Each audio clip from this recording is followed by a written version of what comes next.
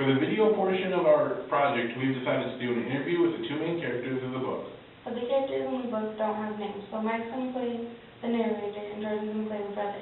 This is our interpretation of what the interview might look like. You have the most encounters with the Martians with you.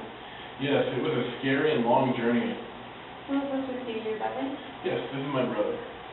Where do you guys live? I live in Woking. But I live in London. What was your life like before the Martians came to Earth?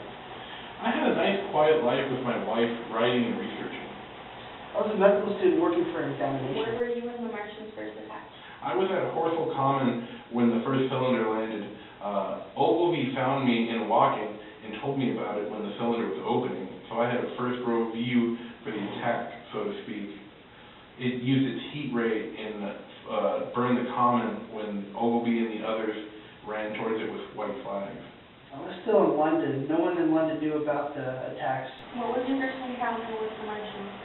I first saw one when the cylinder opened. He was struggling to move and convulsing. He could barely breathe in our atmosphere. First time I encountered the Martians, I was still in London. Spreading a thick black smoke across the prior towns. Everyone was running. Yeah. How would you describe how the Martians looked? I got a look at them before they got their metal bodies. They had two luminous disc-shaped eyes and tentacles as thick as walking sticks with lots of wrinkles. They also had a peculiar V-shaped mouth with an overlip and no chin or brow line. With their metal bodies, they looked like shields with tripods with guns. How did you see the Martians communicate with each other? When I saw the Martians, I just assumed they were telepathic, communicating with one another.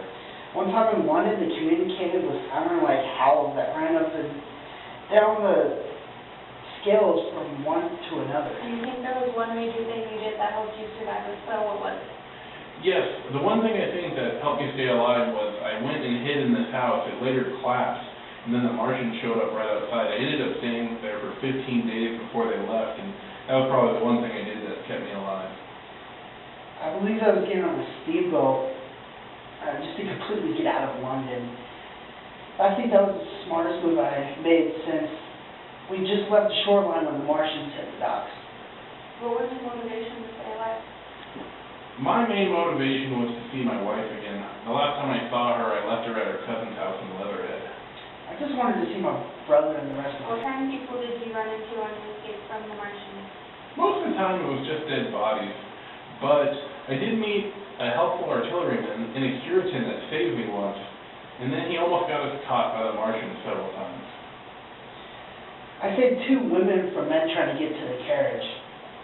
I spent most of my time with them until we got to the steamboat. They were sweet, but very scary. Lastly, what were your lives like after the Martians died?